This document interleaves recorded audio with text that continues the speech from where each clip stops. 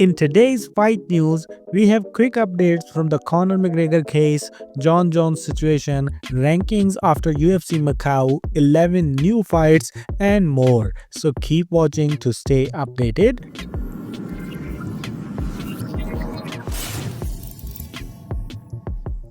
Downfall of Conor McGregor has begun as the developers of the Hitman video game have dropped Conor McGregor from their game after he was found liable to have assaulted Nikita Hand in their civil case. Moreover, he is also no longer the face of Proper 12 following his sexual assault case. The product has been pulled from major retailers and the owners have cut ties with him. Conor McGregor's longtime fiancée Dee Devlin has finally broken the silence and made it clear she stands with Conor and does not believe the verdict was correct.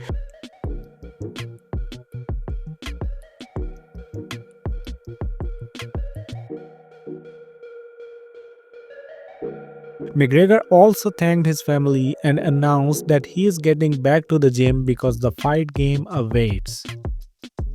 If you don't know, then Artem Lobov is also due to have a high court date with Conor McGregor in January and he is suing him for $8 million for Proper 12 whiskey shares he is owed. Let's see how this turns out. Khabib Nurmagomedov, by the way, is not letting any opportunity slip away and says Conor McGregor deserves punishment while promoting a crypto coin called Convict McGregor. On the other hand, UFC fighter Rafael Fiziev defends Conor McGregor, saying that the victim could be lying for financial benefits. As you know that McGregor has fired Mike Perry from BKFC on Twitter. Now Mike Perry revealed on Ariel Helwani show that he still has 3 fights left on the contract with Bare Knuckle and would love to have those fights. Eddie Alvarez was also present on the Helwani show where he revealed that his January 25th main event with Jeremy Stephens will be at 165 pounds. The war of words continues between Merab Dvalishvili and Umar Nurmagomedov. Merab in a new skit asked Umar to earn the title shot like everyone else who doesn't have a famous surname. Umar in response tries to provoke him to accept the fight, which we all know isn't that easy.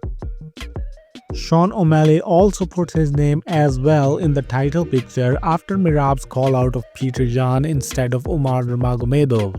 O'Malley believes Merab is avoiding Umar, that's why he wants to either fight me or Peter Yan. Anyway, despite winning at the man and co-main event of UFC Macau, there is no change in the bantamweight and women's strawweight rankings for Peter Yan and Yan Xiaonan respectively. The only change happened in the light heavyweight division where Carlos Ulberg moved up 3 spots to number 7 after beating Volkan Ozdemir, who slipped 1 spot to number 9.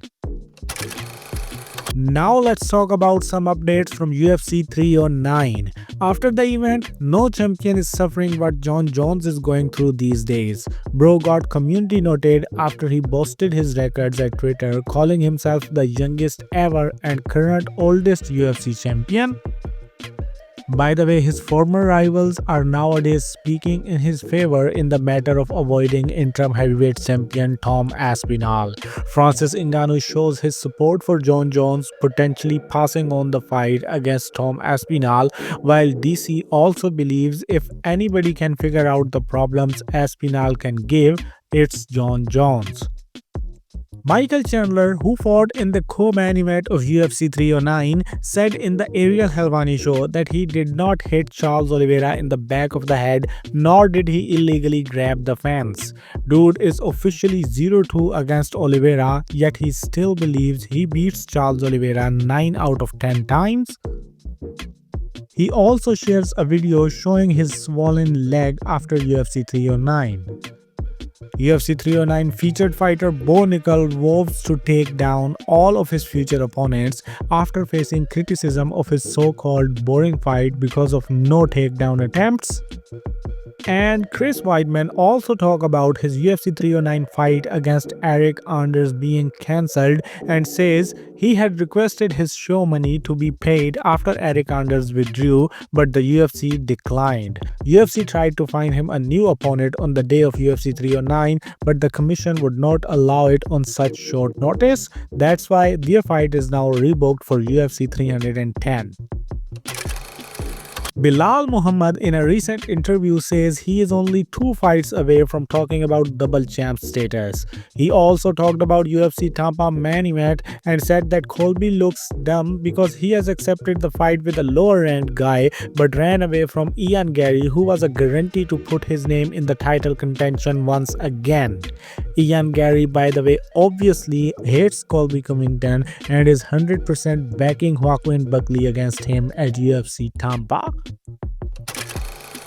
Yuri Prohaska recently sent a fiery message to Jamal Hill as well as Magomed Ankalaev via Instagram, who responded to criticism giving him a new name, Sleepy Prohaska. UFC 311 is, by the way, shaping up to be a fun card as Kevin Holland vs Renier has also been added on the card on January 18th. UFC Saudi Arabia also has 4 new fights added on the card. Saeed Nurmagomedov will fight Vinicius Oliveira, Terence McKinney will return in action against Damir Hadzovic, Abdul Karim Al-Sawadi returns to the octagon to take on Jordan Levitt, and Mohammad Naimov is fighting Khan Ofli on February 1st at UFC Saudi Arabia. Rafael Fiziev's manager has also told that he has accepted an offer to fight at UFC Saudi Arabia, but the UFC have not got back to him yet. Rafael Fiziev also confirmed it via tweet, saying he accepted a fight 2 weeks ago but is still yet to be officially booked. After that, rumors spread that it is gonna be him versus Dustin Poirier, but the Diamond shuts down the rumors of a fight with Rafael Fiziev in a reply to a fan. So now you guess who is Fiziev's opponent at UFC Saudi Arabia.